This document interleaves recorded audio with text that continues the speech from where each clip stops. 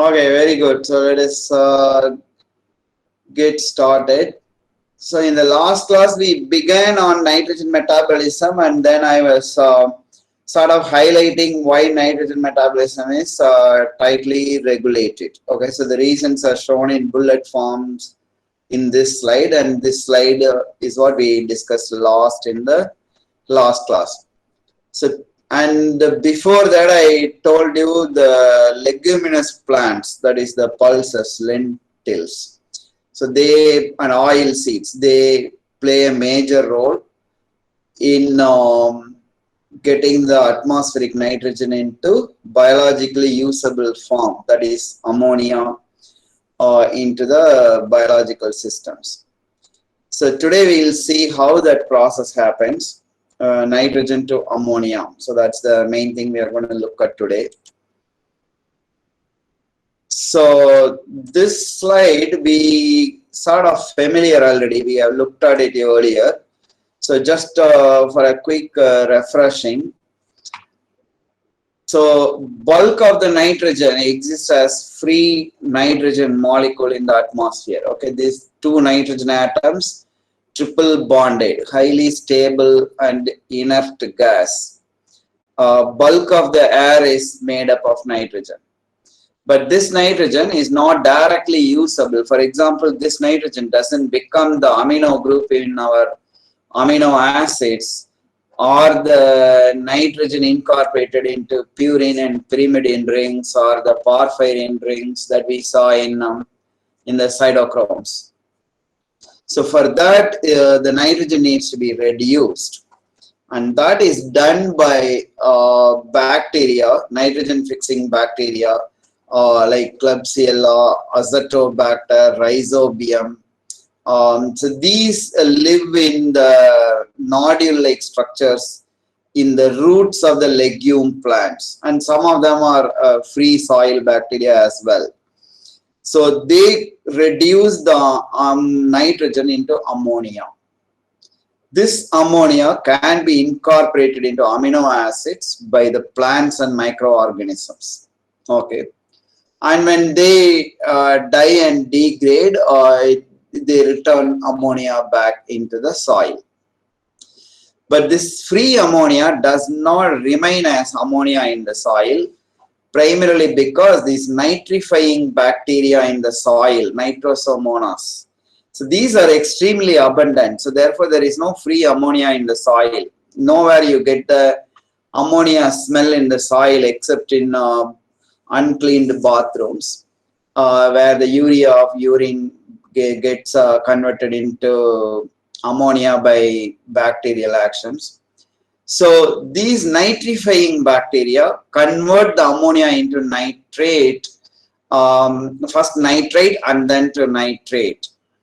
Okay, and so this nitrate is what is abundantly in the soil, which the plants can use. So reduction by anaerobic bacteria and most plants to ammonia, and that ammonia is incorporated into amino acids. Okay, so this is the nitrogen cycle, and some of the nitrates are converted and free nitrogen is returned to the atmosphere by the action of denitrifying bacteria. So that is the reason you need to continuously convert nitrogen into the reduced form, because these denitrifying bacteria take the nitrate out of the soil, okay, and return into the atmosphere. So you have in this cycling of nitrogen. Okay, so we saw the cycling of carbon, hydrogen, oxygen through photosynthesis and oxidative phosphorylation in bulk of the lectures that we had so far. So here we are looking at the cycling of the nitrogen. Okay, the primary points are nitrogen gas is reduced to ammonia. Sorry? Can you scale up the screen size? The size? Okay, just 1 second. So you have the nitrogen here, which is reduced to ammonia by nitrogen fixing bacteria. Okay, so most of the ones that are relevant to us are the nitrogen fixing bacteria living in the root nodules of leguminous plants. So that is where we are going to spend most of our time today. And this ammonia is converted into nitrate by the nitrifying soil bacteria. Okay. And therefore free ammonia does not exist in the soil. And this this nitrate is the one that is reduced back to ammonia and used by the plants. Plants meaning they incorporate it into amino acids. Okay, for example, transamination of alpha-ketoglutarate, which is an intermediate of TCA cycle, will produce glutamate. Okay, so that is how nitrogen gets into the biological molecules. And some of the nitrates are converted back into nitrogen gas by the denitrifying bacteria. Okay, so this is the cycling of nitrogen, and this ammonia incorporated into amino acids by plants and microorganisms is the one from which we get our amino acid nitrogen. So we don't use ammonia directly, only plants and microorganisms do that, and for us the relevant ones are the plants, and from the plants you get all the amino acids that you need. That is how we get the nitrogen. Okay, so we do not take nitrogen in any of these forms. We don't take directly nitrogen gas. We do not use nitrate. We do not use ammonia also. We only use in the form of amino acids given to us by the plants. So any of you think who is thinking that you get your protein from meat, you should think again. Okay, so animals get the protein from plants. So if this nitrogen cycle is clear to you, we will move on. Our focus is this nitrogen to ammonia. Okay, so this is a pea plant. Okay, the field pea. It is related to Mendel's garden pea. So this is the green parts of this plant, which in Hindi they call mattar, which becomes available now, like November, December season in plenty. That is this plant. Okay, so this has in the pod you have multiple seeds, and those seeds are what we use as pea plant, one of the leguminous seeds.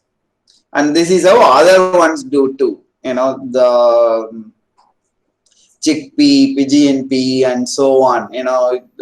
Like black gram, Bengal gram, all the green gram, all the grams, the lentils that we eat. In all their plant, all those plants you have this. This particular image I took from a field in Kanpur where they grow mattar, which is the field pea. If you look at the root system and this circled area up close here, on the root you have these oval shaped structures. So these are the nodules. Okay, and you can see there are lots of them in the plant. And these nodules are root plant structures. Okay, these themselves are not bacteria. These are the plant structures. And inside them you have the nitrogen fixing bacteria, rhizobium species live there. Okay. And they exist in, as shown here, symbiotic relationship with the leguminous plants. And here the symbiosis, the gain for the plant is fixed nitrogen, that is in the form of ammonia for use. And the benefit for the bacteria is the root provides all the energy requirements for reducing nitrogen. And also the nitrogen reducing enzyme, nitrogenase, is very sensitive to oxygen. And the oxygen is removed away from this bacterial nitrogenase and protected by the plant produced components. So therefore plants provide both energy requirements and they take care of the oxygen lability of the nitrogenous complex. So that is how bacteria benefits from the plants. Plant benefits by getting the fixed nitrogen. So if you take a cross section of this and look at one single cell, so this is a single cell of the nodule structure. So this is the nodule structure. If you cut this and use a light microscope and look at a very close structure, like 2 micron is the scale bar here. So this is the large nucleus of that cell, and in its cytoplasm you have a lot of red structures. These are those rhizobium bacteria. Okay, so they are surrounded by a bacterial protective outer cover, and so that's the blue colored structure. So these are the bacteria. These are the nitrogen fixing bacteria. So these are living in the cytoplasm of the plant cell. Okay, so this whole thing is inside one single cell. So you have only one nucleus, and in the cytoplasm you have so many bacteria. So these are the bacteria that actually provide you the nitrogen that's there all over your body in form of amino acids, porphyrin rings, purine rings, pyrimidine rings, and pyridoxal phosphate, one of the other amino acids, vitamins as well. So many of them have have nitrogen in them, including niacin, riboflavin, thiamine, all of them. So all those nitrogen come from the activity of these red colored bacteria here. So this is staining. The bacteria doesn't have color. So what do they do? What the bacteria does? It has an enzyme that can do this reaction, summarized here. Okay, nitrogen reduced to ammonia. So as you can see here, this is actually with a large delta negative G, large negative delta G. However, this does not spontaneously happen due to extremely high activation energy.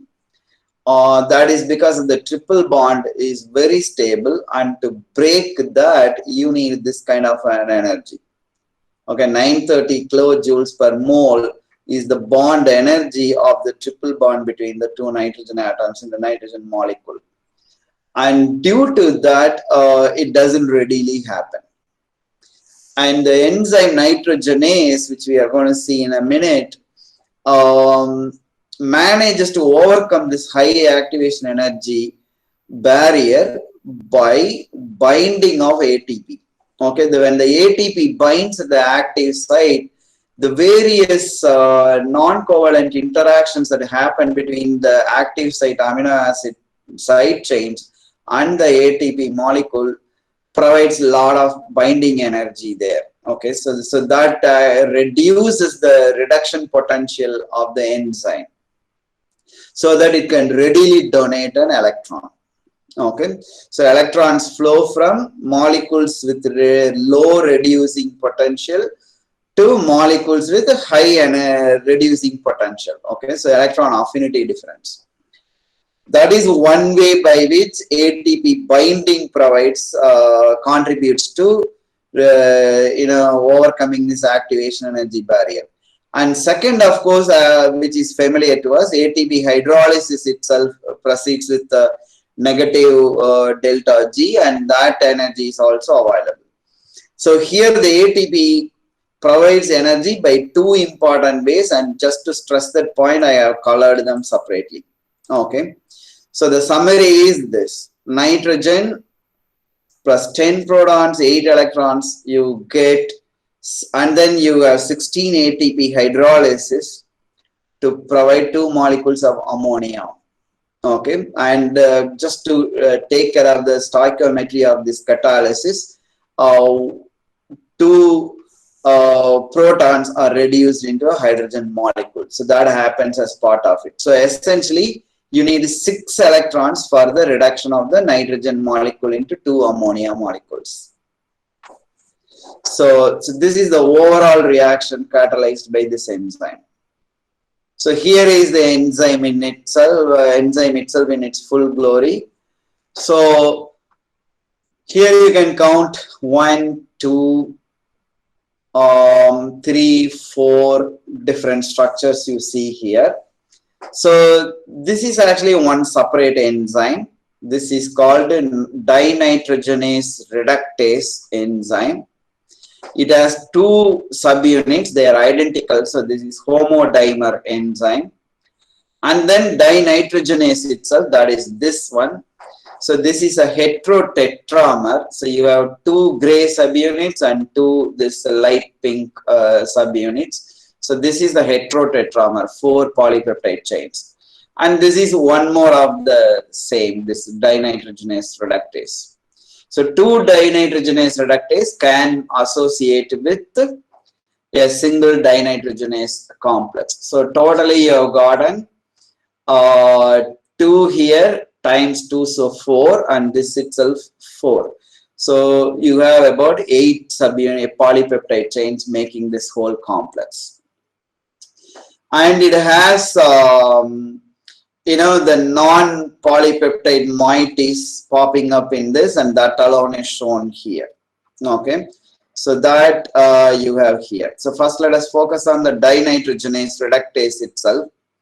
So it has a single 4 ions and 4 sulfur complex, and it also has the site for binding to ATP or ADP, depending on whether it is already hydrolyzed or ATP is just binding. So 2 molecules of ATP or ADP and 4Fe4S ion sulfur complex.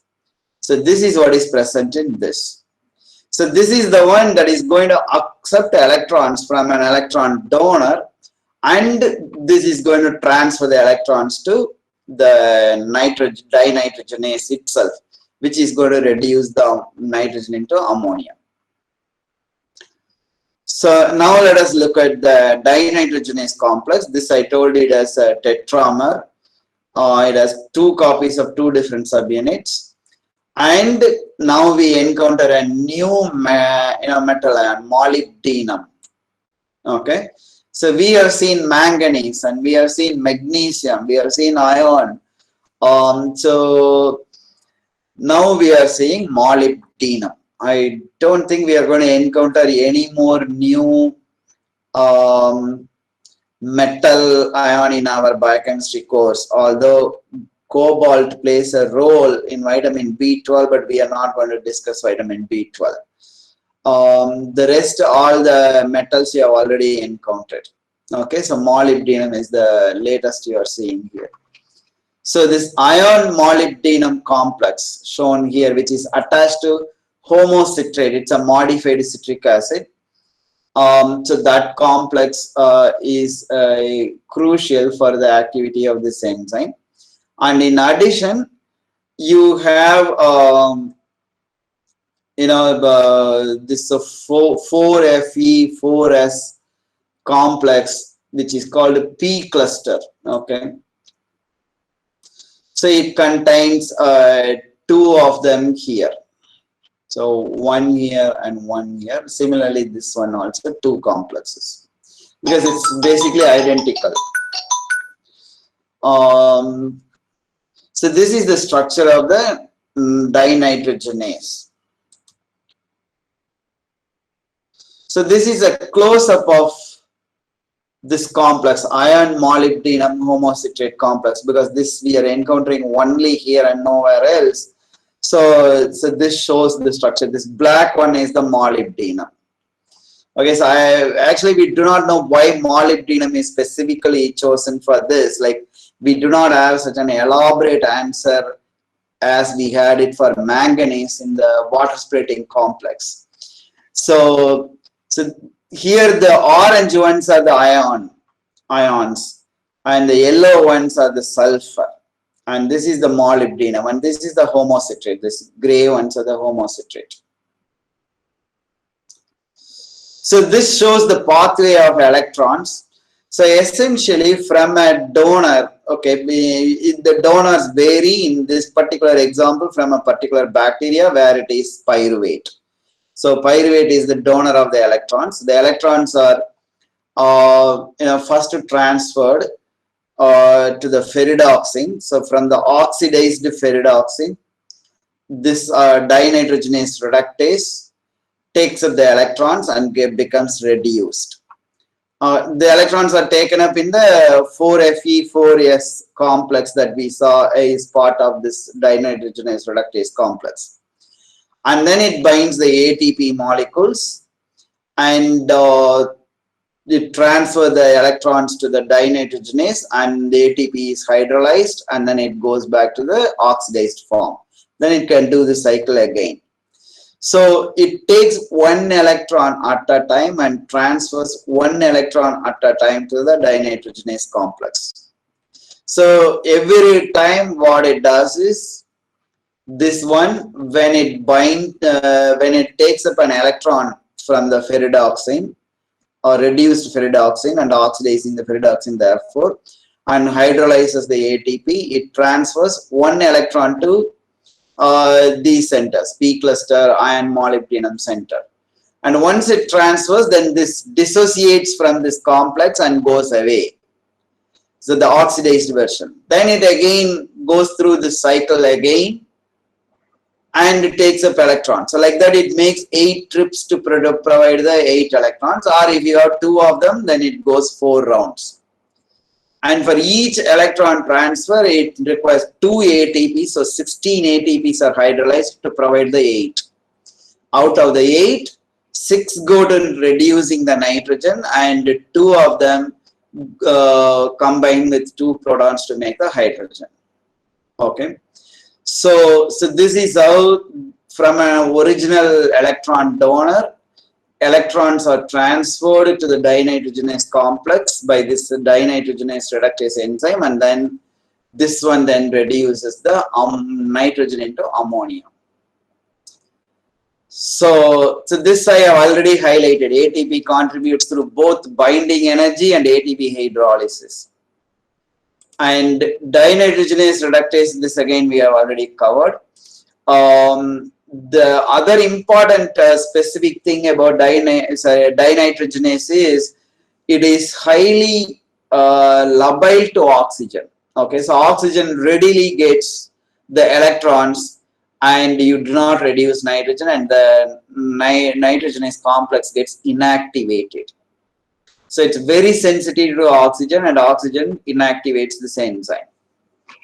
So this enzyme needs to be protected from oxygen for its activity, and that is achieved by leg hemoglobin.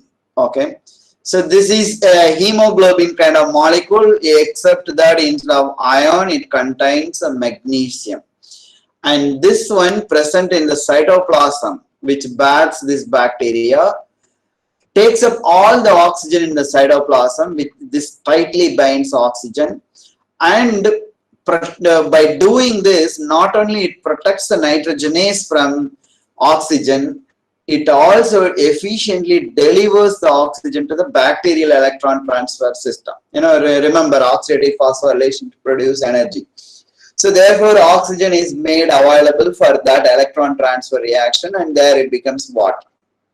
So leg hemoglobin's main job is to protect the nitrogenase complex from the toxicity of oxygen.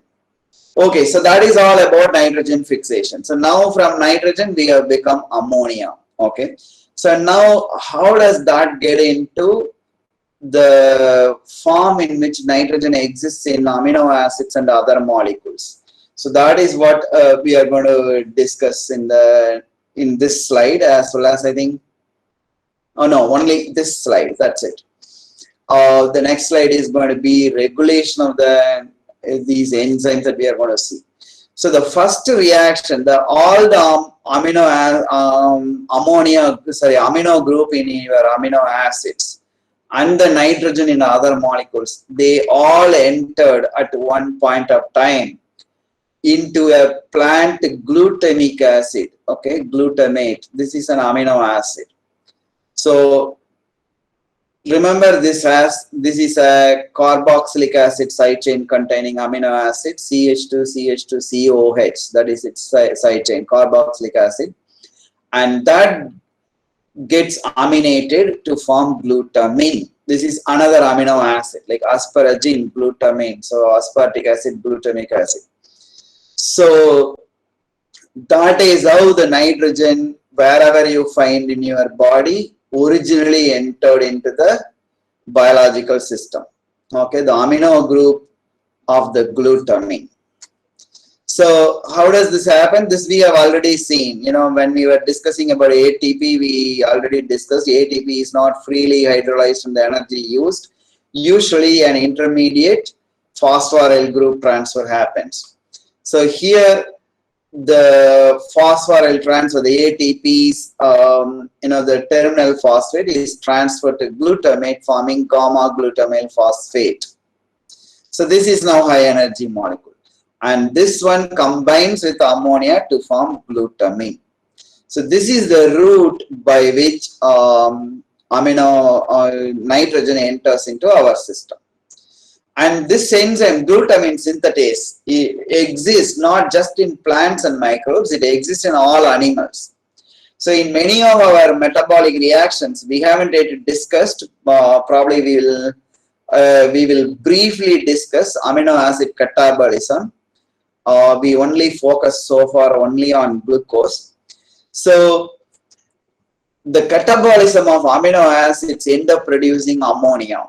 And that ammonia in different tissues or different organs of our body are converted into glutamine by this very same glutamine synthetase. And that glutamine is transported via blood to liver, and in liver the ammonia is released for other reactions, which we will discuss later, probably in tomorrow or day after tomorrow's class. So therefore, this enzyme is an important enzyme. The main thing you need to remember is it is present in animals as well, because ammonia production is not just only through the nitrogen fixation.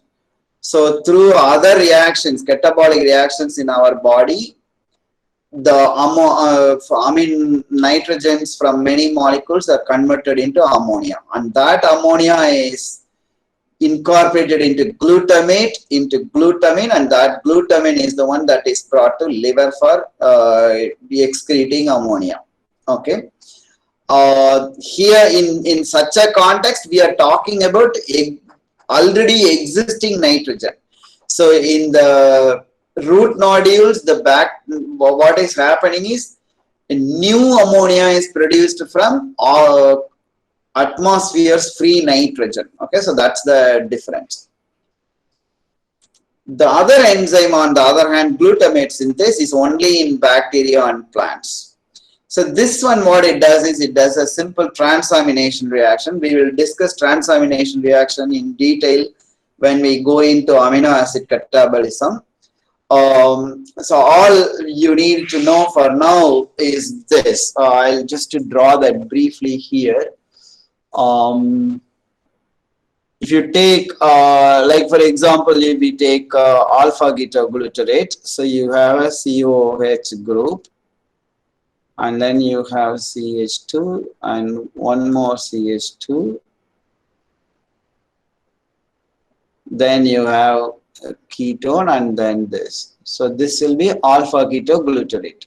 Now this structure is converted into NH2 by a reversible reaction with another one having another keto acid. So through transamination reaction, you have this. So this conversion is what we call as a transamination reaction. Okay, so alpha-ketoglutarate, which had the double bond O structure, now by transferring amino group from another amino acid, for example, from aspartic acid, which would have had a structure like this, Now this becomes amino acid, and the other one, the aspartic acid, would have become oxaloacetate. Okay, so this is a reversible reaction.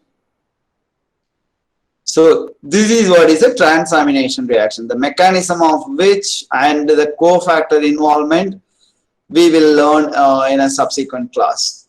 Okay, so such a reaction converts alpha ketoglutarate plus glutamine. You get 2-glutamate, and then 2-glutamate, because the amino group transfer from glutamine to alpha ketoglutarate is 1-glutamic acid. But after donating that amino group in the side chain, this itself becomes a glutamate. Okay, the side chain is this one. So here it will be CONH2 to be a glutamine. And after transferring that into alpha ketoglutarate, it becomes glutamic acid, like the structure that is drawn here. So this is a amination that is reductive as well. Alpha ketoglutarase is reduced and this NADPH is oxidized. So this is glutamate synthase reaction. So the net reaction of both of this, if you put together, what you find is ammonia is used to convert a keto acid into an amino acid. So this is how we get the amino acids made by incorporating ammonia, which is produced by the nitrogen fixing bacteria from atmospheric nitrogen. All right. So now, given this glutamine synthetase, its central role, because this is the one in which ammonia enters into the biological system, it is subject to a really complex and very fine regulation.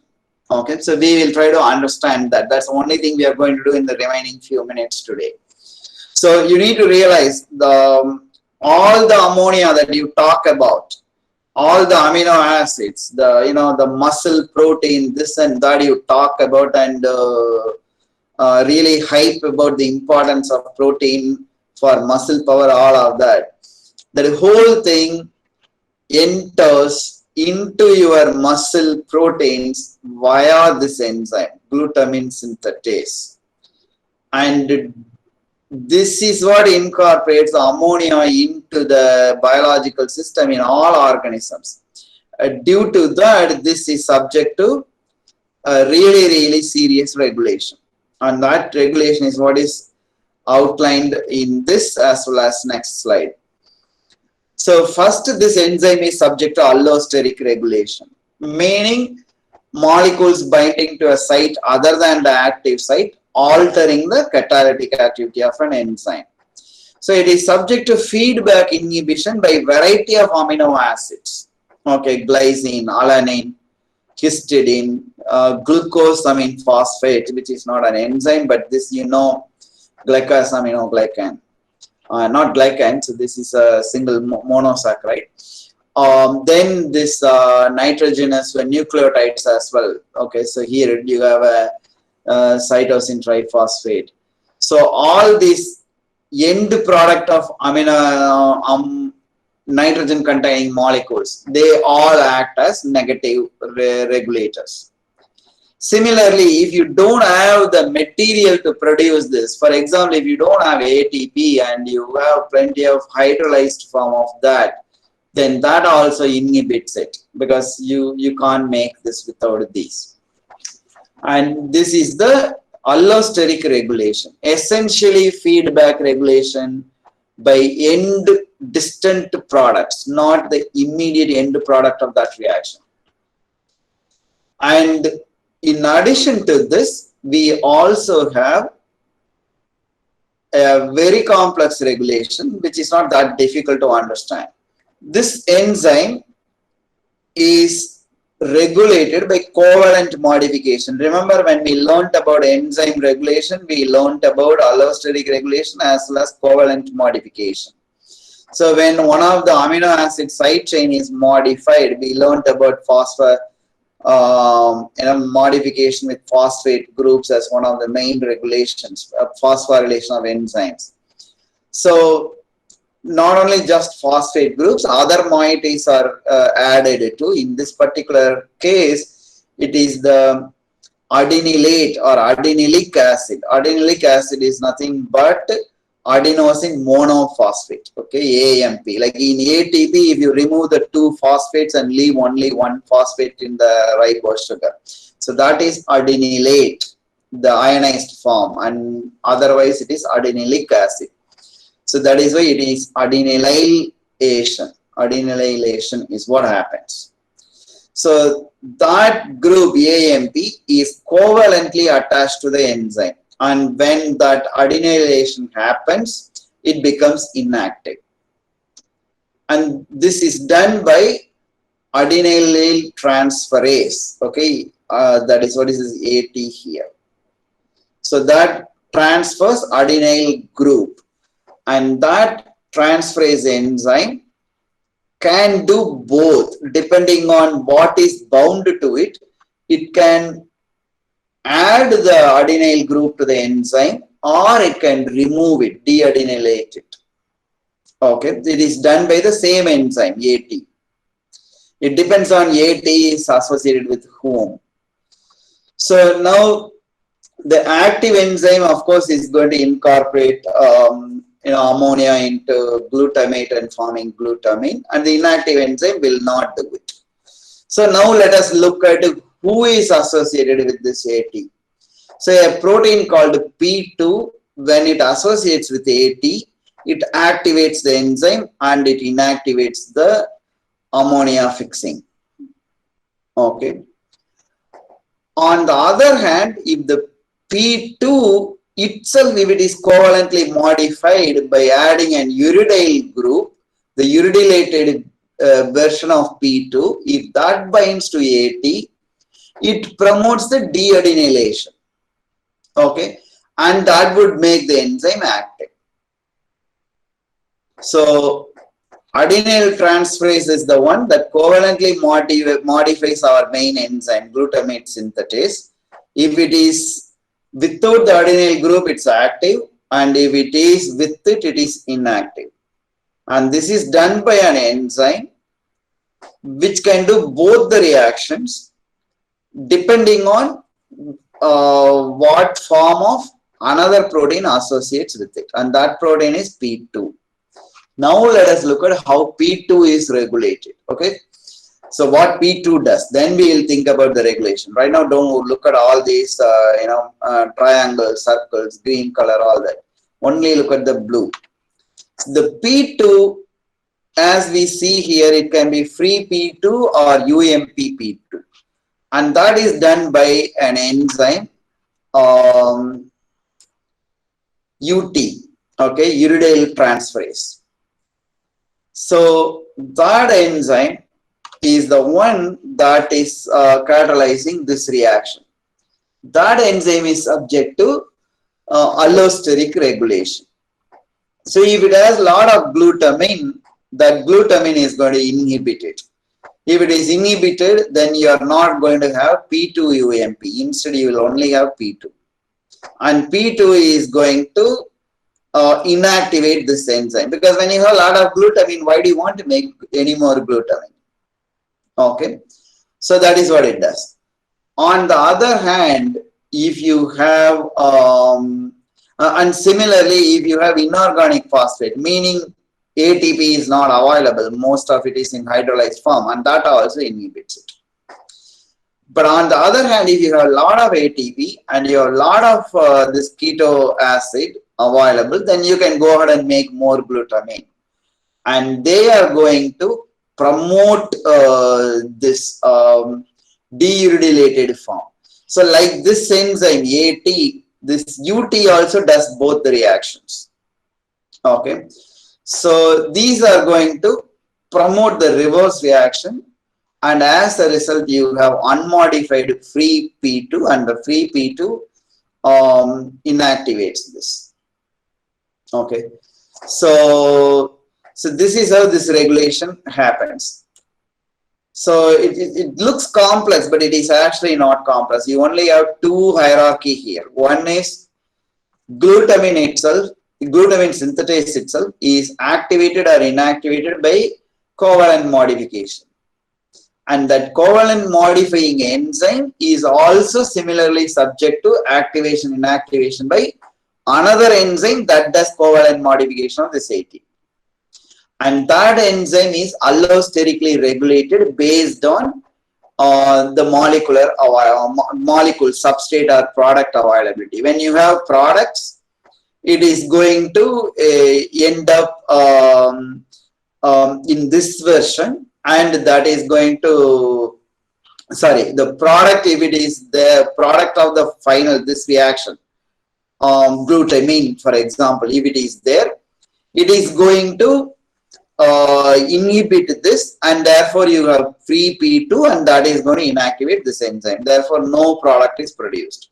On the other hand, substrates are there, that is going to activate this enzyme. Therefore, you have this UMP P2 that is going to promote the de-adenylation, and therefore it becomes active, and you will make more glutamine.